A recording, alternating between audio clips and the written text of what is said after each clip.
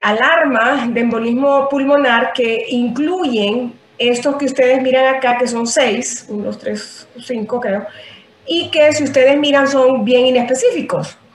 Una taquipnea, una disnea que no se puede explicar, dolor torácico, taquicardia y que en algunos casos puede haber un síncope en estos pacientes o lipotimias.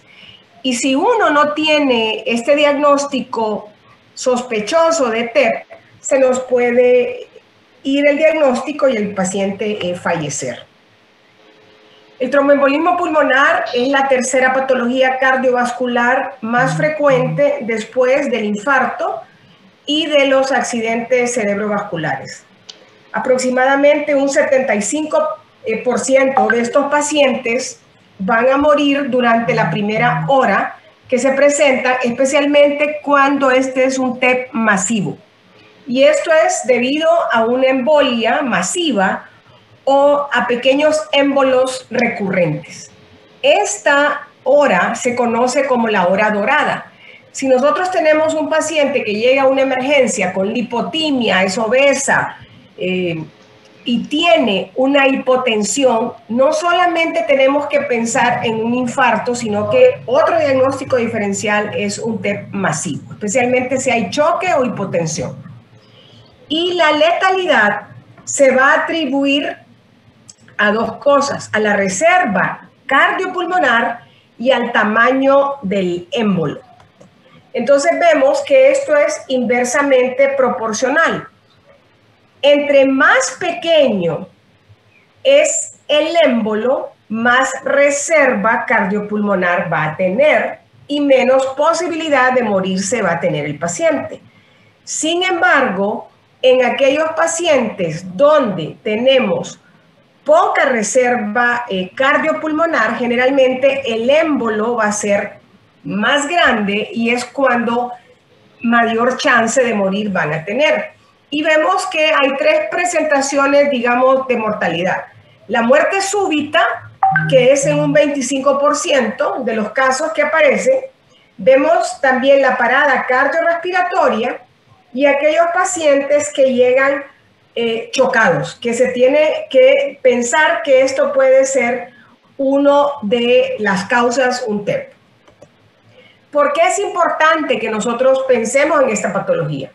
Porque si nosotros diagnosticamos tempranamente, le vamos a dar un tratamiento temprano y vamos a reducir la morbimortalidad. Porque vemos que un 33% de estos pacientes que tienen un TEP inicial van a ser un TEP recurrente. Y que esta es el 70% de las muertes sin diagnósticos en los hospitales. Y bueno, ya hablamos que la muerte súbita se puede presentar en un 25%. Yo les pongo siempre este caso para que ustedes miren cómo a veces se escapa un diagnóstico que grita que es un tromboembolismo.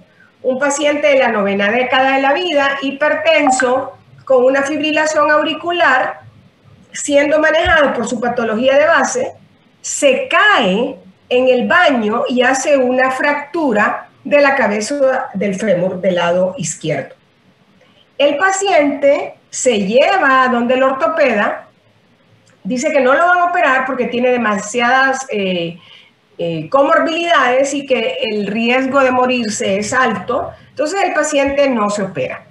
Y está bien si se decide no operar, pero el problema grave acá es que el paciente, con los factores de riesgo que tiene, anciano, arritmia, hipertenso, una fractura de cadera y que va a estar embolizado, el riesgo de que embolice es altísimo, especialmente cuando hay fracturas de huesos grandes.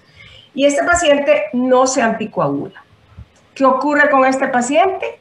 Que en menos de 2 meses el paciente hace una disnea que va empeorando hasta que se vuelve súbita, que el paciente hace expectoración hemoptoica y que el paciente se le toma una rayos X de tórax donde se miran pues unos infiltrados alveolares difusos, un corazón que puede estar grande, pero que si ustedes no lo involucran con todo el contexto de los antecedentes y de la fractura, tienen obligatoriamente que pensar que es un TEP. este paciente se nos manda al hospital y eventualmente pues se le diagnostica un tromboembolismo pulmonar a una persona que está en la 9ª década de la vida. El paciente se hizo el diagnóstico, se manejó y ya van a ver ustedes cómo por los criterios de PESI el paciente tenía una altísima probabilidad de morir y eventualmente fallece al mes de haberse dado de alta. Entonces la enfermedad tromboembólica es consecuencia de dos cosas, de una interacción entre los riesgos relacionados al paciente que pueden ser permanentes o que pueden ser factores temporales. Y los provocados, póngale mute a su micrófono para que no estorbe y no me haga bulla. Si no lo quiero oír no hay problema, pero póngase en mute. Y la provocada, que es la presencia de aquellos factores reversibles o temporales que pueden ser ¿cuál? Un embarazo, el uso de anticonceptivos orales, que el paciente tenga una cirugía o un trauma. Y aquellos no provocados es cuando tenemos pacientes que tienen ya enfermedades, digamos, de ellos mismos, como el síndrome antifosfolípidos, que estos pacientes van a hacer eventos trombóticos muy a repetición.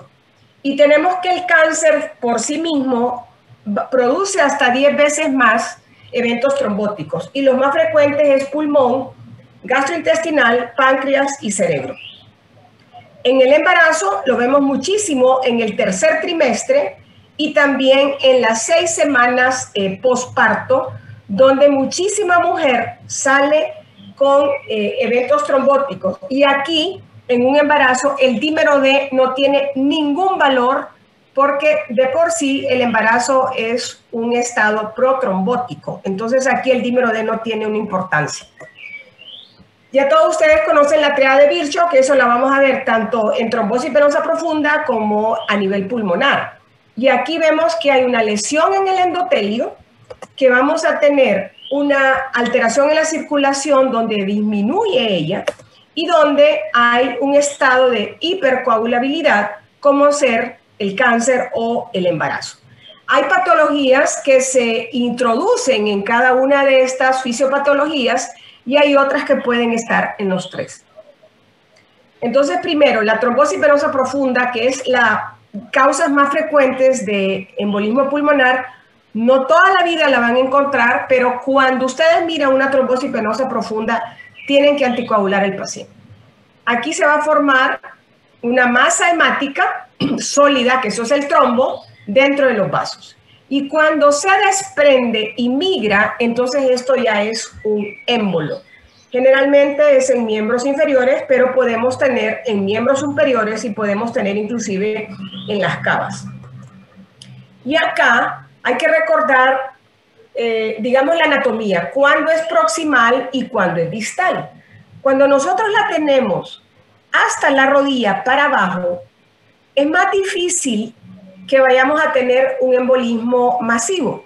Y más que nada va a haber un síndrome posttrombótico, porque los vasos de aquí son mucho más delgados. Pero cuando lo tenemos de la rodilla hacia arriba, vemos que los vasos son muchísimo más gruesos, tenemos mucha cercanía con la circulación pulmonar y con la parte del corazón, y la parte proximal es la que hace que haya mayor relación con el embolismo pulmonar.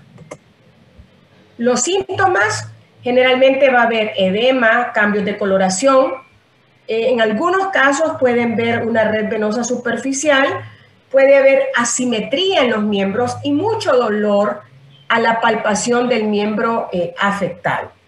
Y hay unos signos que hay que buscarlos, no necesariamente todos tienen que estar presentes, pero cuando encontramos un signo positivo en un paciente que ustedes sospechen, el diagnóstico definitivamente hay que tenerlo y hay que pedir un ecodoppler para hacer un diagnóstico ya certero.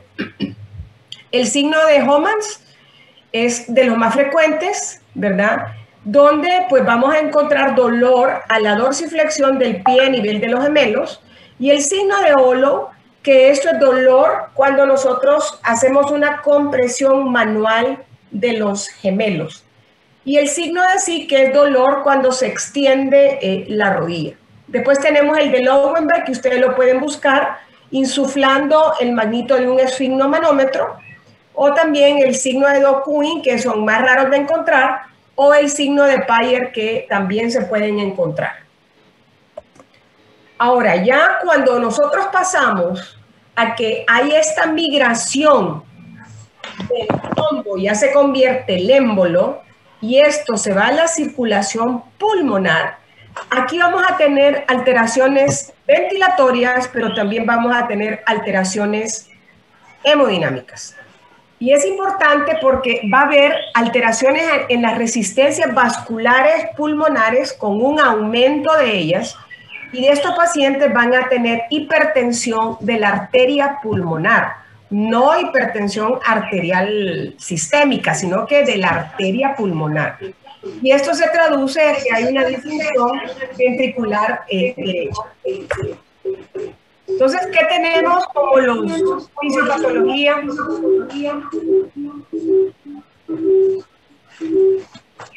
Pero yo me voy a callar hasta que me caigan los micrófonos o me salgo y yo doy la clase por nada. Ustedes escogen y solo me dicen.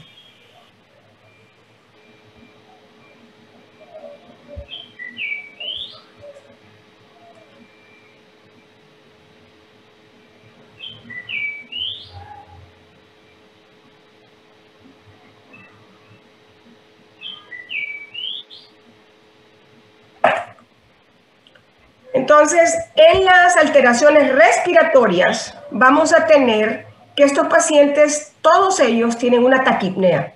¿Por qué tienen una taquipnea? Porque es un mecanismo compensatorio por la hipoxemia que estos pacientes tienen y ellos necesitan hiperventilar para mejorar esta parte. La hipoxemia es dada porque pierden surfactante en ellos, ¿verdad? Y se produce por la liberación de plaquetas y serotonina y porque hay alteración de la ventilación-perfusión, broncoconstricción. Esto va a producir un aumento del espacio muerto porque vemos que los alveolos se continúan ventilando sin una buena perfusión. Y la fisiopato en general es una alteración del BQ en todos los pacientes. Ahora, en la parte hemodinámica, aquí va a depender de qué tanto de obstrucción vamos a tener nosotros en la circulación pulmonar.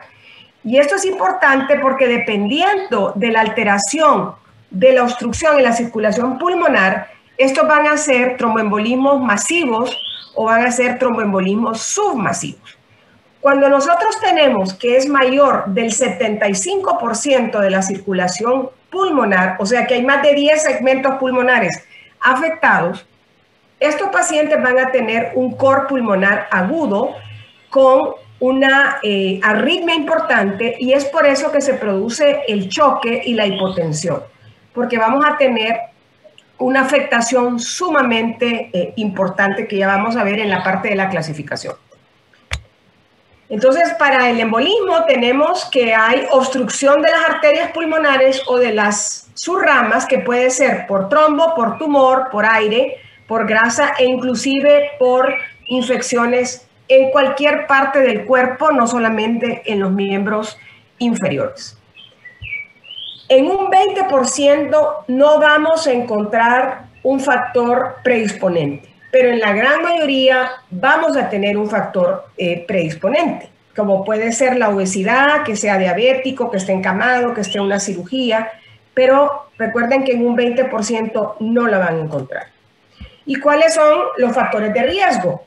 Ahí tenemos cómo se dividen. Los de mayor riesgo, como les ponía yo, es la fractura de cadera o de rodilla, cuando hay daño espinal, también un politraumatizado.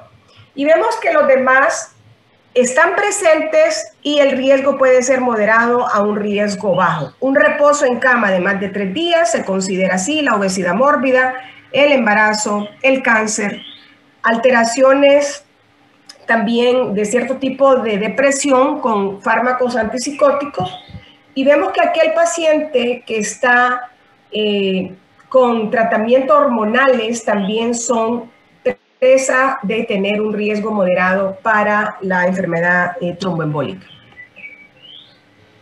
de las cosas más importantes cuando ustedes tienen un paciente que sospechan embolismo pulmonar es saber si es de alto riesgo a morirse o de no alto riesgo a morirse.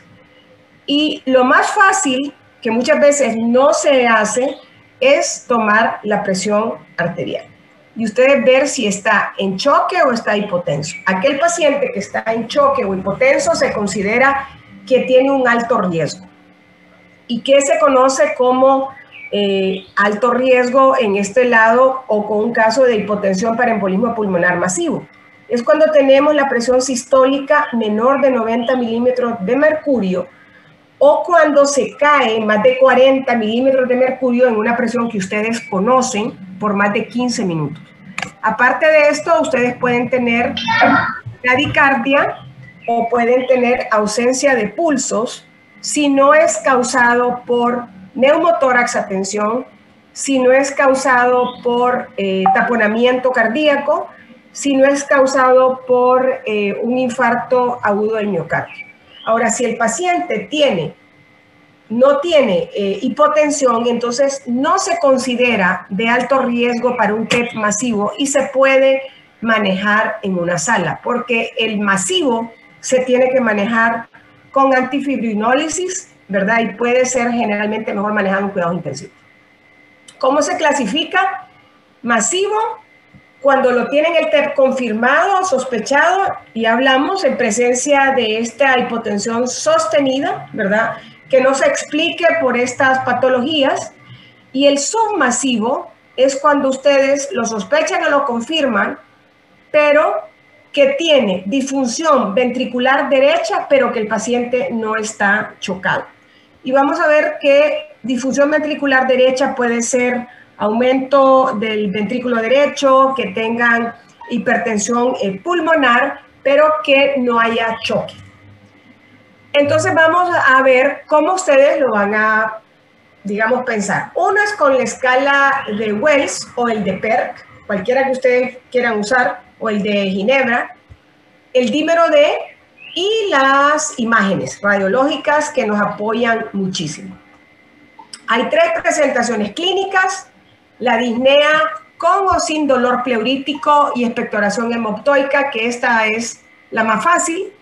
Cuando hay un embolismo masivo, que va a haber una inestabilidad hemodinámica y un síncope.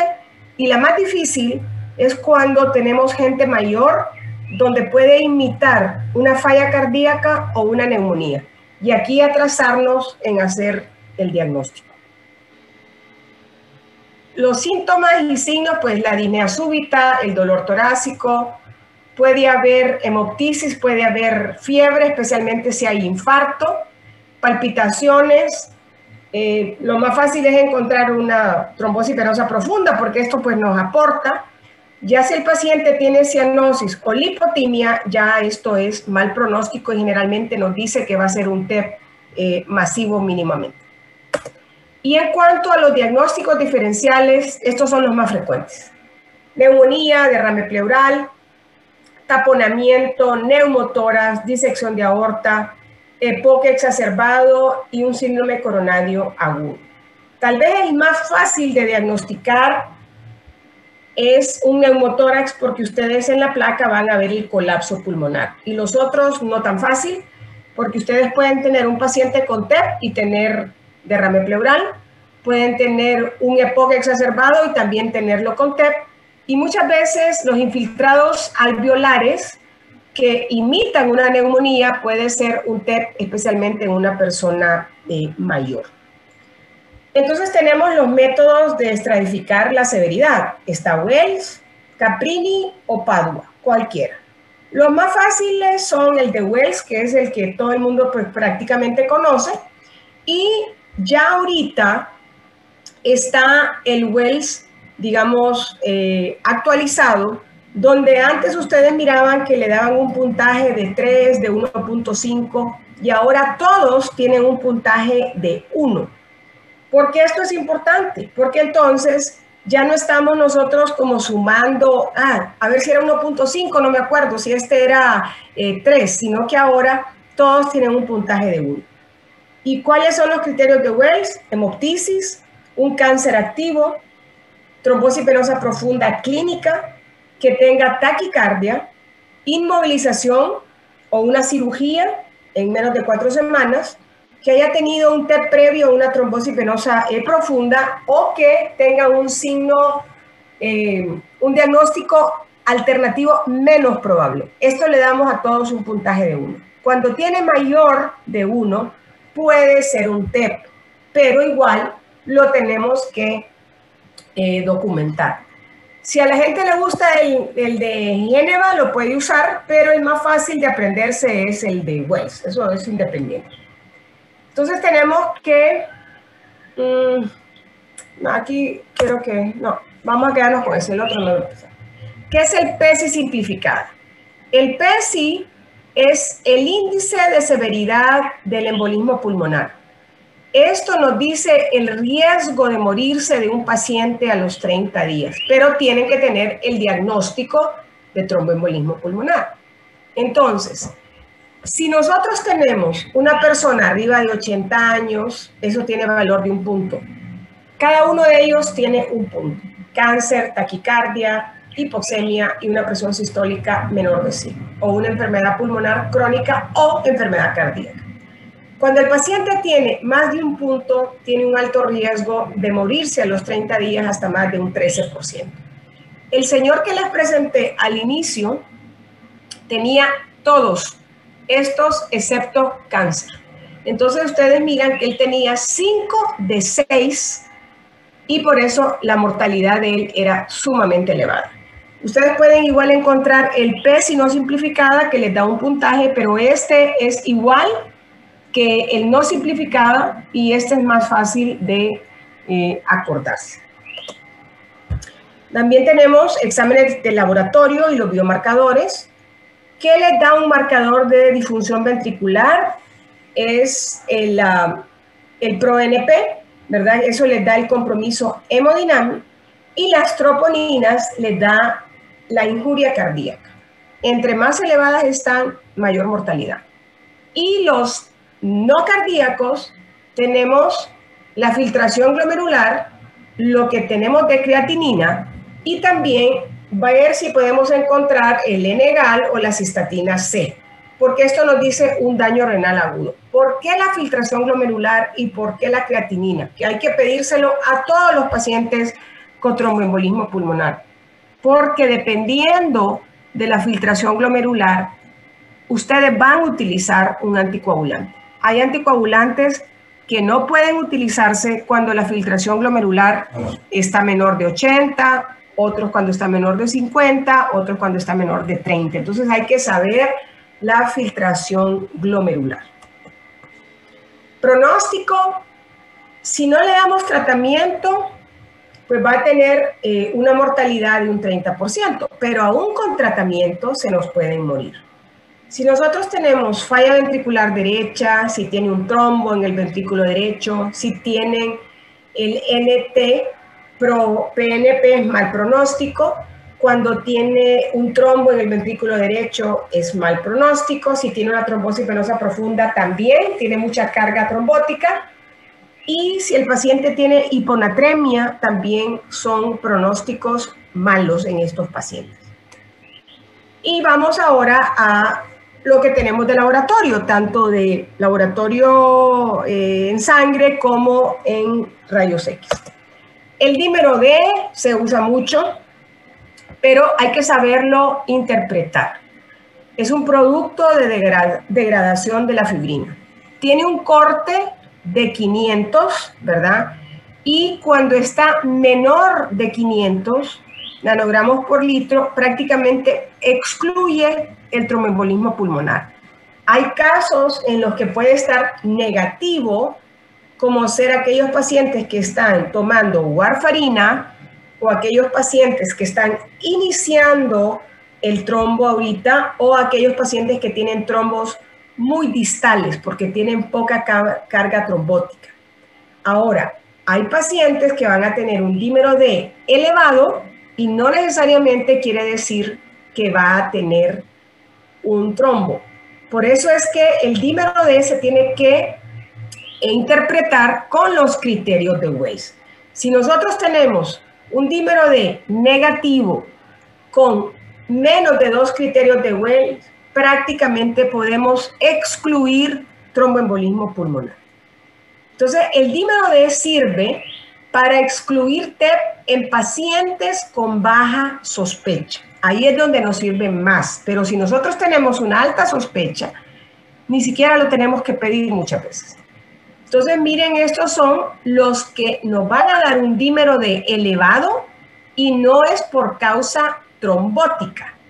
Entonces, la sepsis nos la va a dar alta, la anemia drepanocítica, las cirugías, los cánceres, el embarazo, ciertas nefropatías, la insuficiencia hepática, la insuficiencia cardíaca, algunas enfermedades inflamatorias como el ES también nos puede dar un dímero D elevado. Y esto no quiere decir que el paciente tenga TEP. Y los dímeros D negativos que ya les dije, ¿verdad? Cuando son síntomas iniciales, trombos pequeños, tratamiento con warfarina nos puede dar un falso negativo. Y hay una regla de Riggin donde ustedes después de los 50 años tienen que multiplicar la edad por 10 para sacar el dímero D. Si yo tengo una persona de 80 años y tengo un dímero D de 500 o de 600, es negativa. Para que en esta persona de 80 años el dímero D esté positivo, tiene que ser de 800 para arriba. Si yo tengo una persona de 30 años con un dímero D de 400, es negativa. Si yo tengo una persona de 70 años, el dímero D tiene que estar 70 por 10 de 700. Y esto nos ayuda a tener un mejor rendimiento diagnóstico para no anticoagular a un paciente que no lo va a necesitar. Las placas de tórax y el electro en un 50% pueden ser normales. Muchas veces lo que más vamos a encontrar es la taquicardia sinusal, ¿verdad? Y podemos encontrar el patrón S1QTST3, que es el de McGinn-White, o un bloqueo de rama derecha. En las placas podemos encontrar un 50% normal y podemos encontrar derrame pleural pequeño, podemos encontrar atelectasias, podemos encontrar una cardiomegalia. Es muy raro que ustedes vayan a ver el signo de Westermarck o la joroba de Hampton, a menos que sea un infarto pulmonar.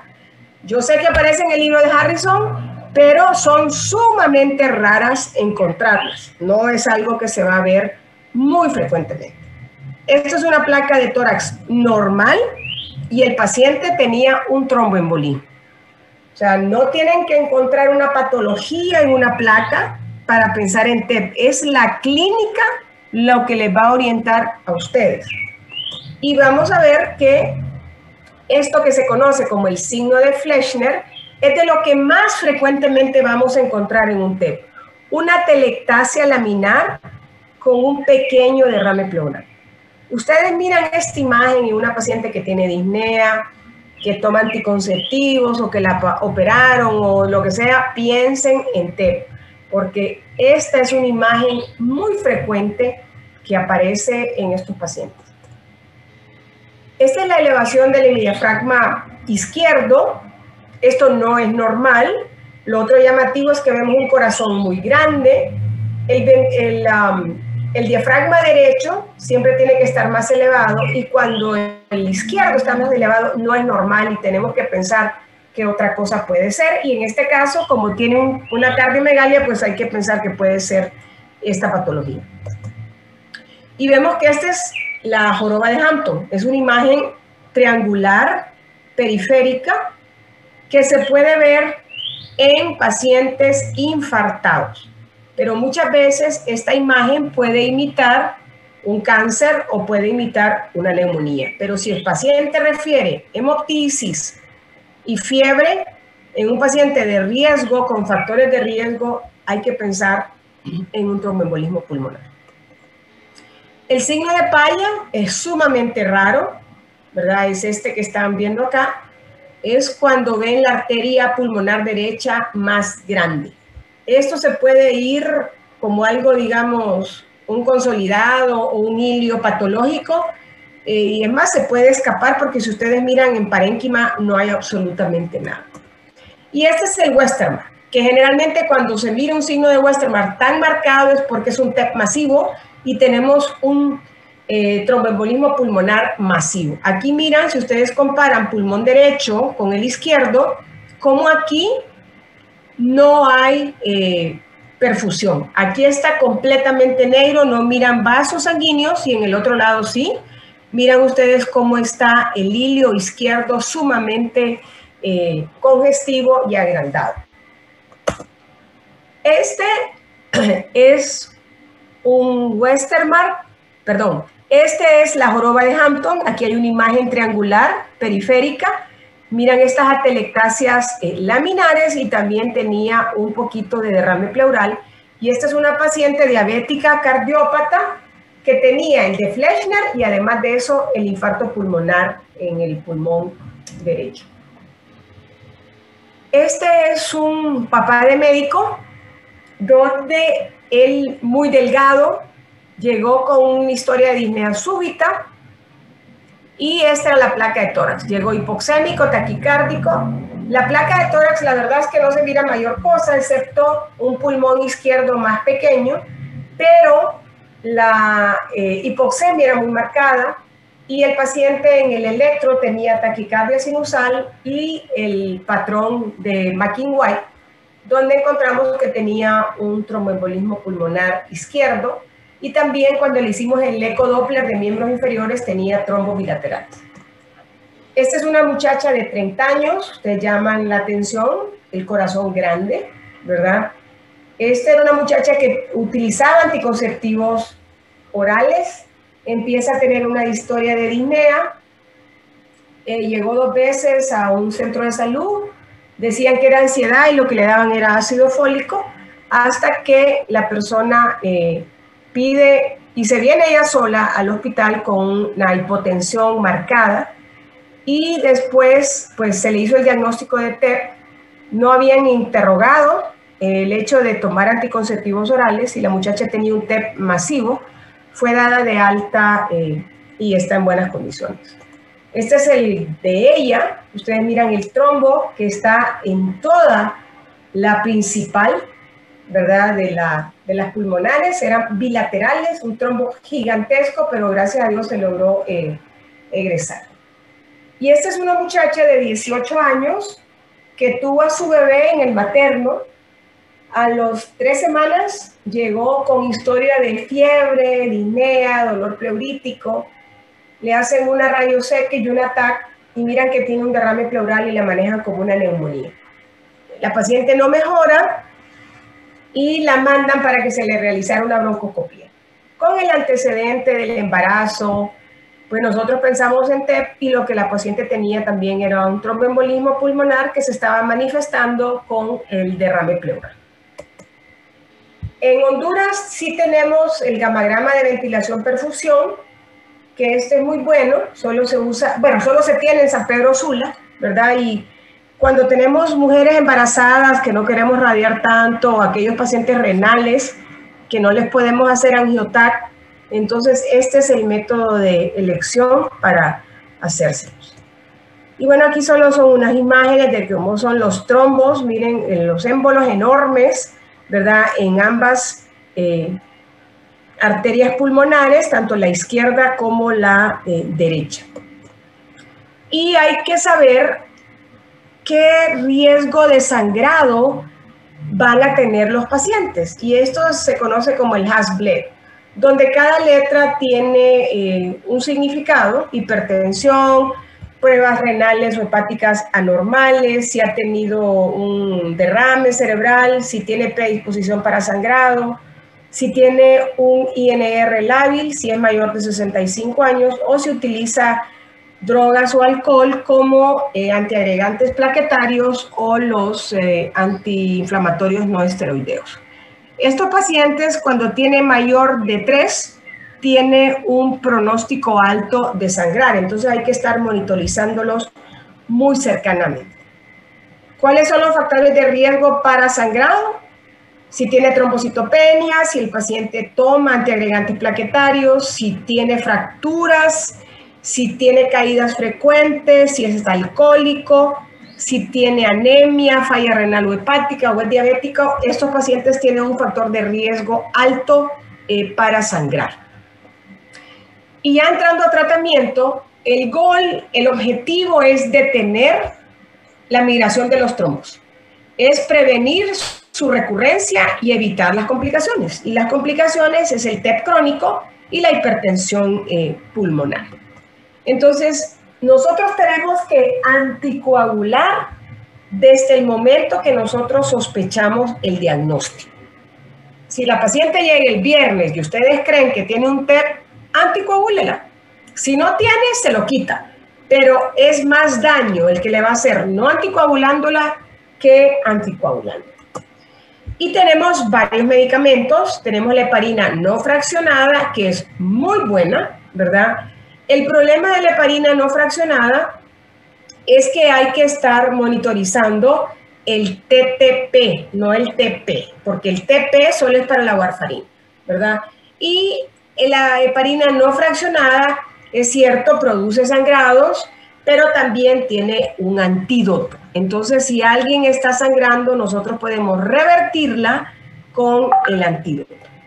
Después tenemos, que son una maravilla, las heparinas de bajo peso molecular, que son derivadas de la no fraccionada y que producen menos riesgo de sangrado porque se unen menos a las plaquetas, duran más de 12 horas y no tenemos que estar monitorizándolas en el laboratorio. Esas son las grandísimas ventajas y ahora pues prácticamente hay en todos los hospitales. Lo único es que son un poco más caras.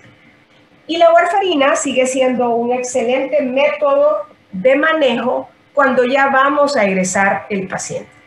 Con la heparina hay que tener dos cosas claras. Una es que no la van a usar sola al inicio, la van a usar simultánea con la heparina no fraccionada.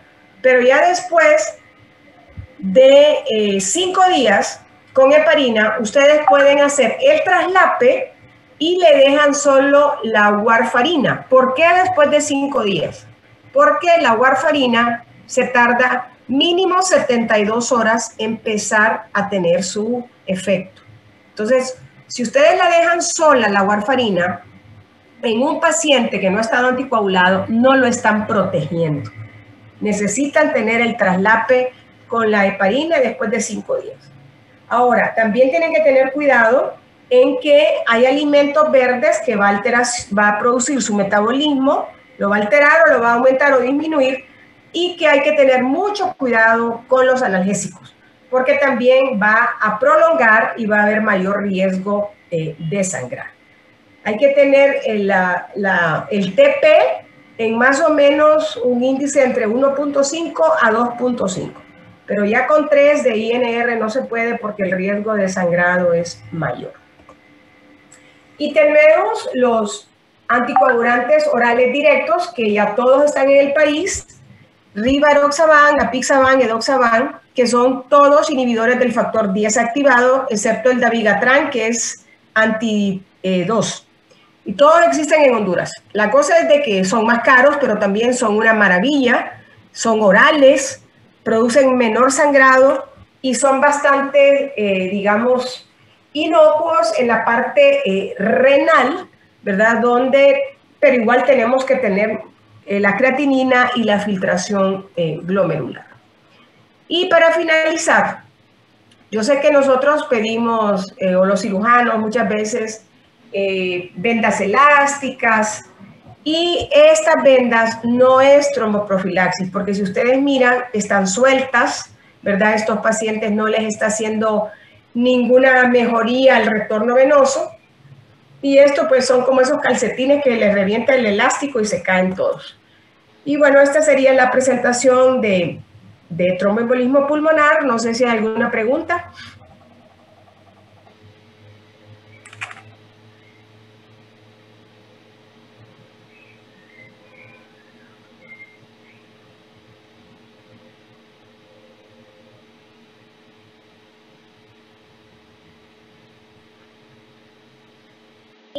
No, doctora.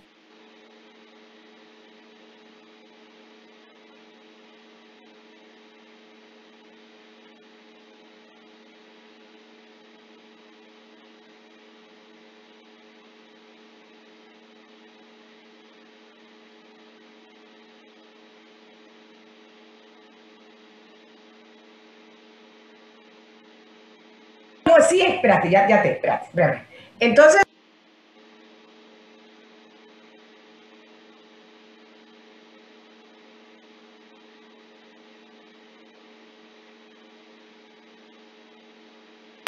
si no hay ninguna, entonces nos vemos en la otra clase. Gracias, hipotes, por estar presentes.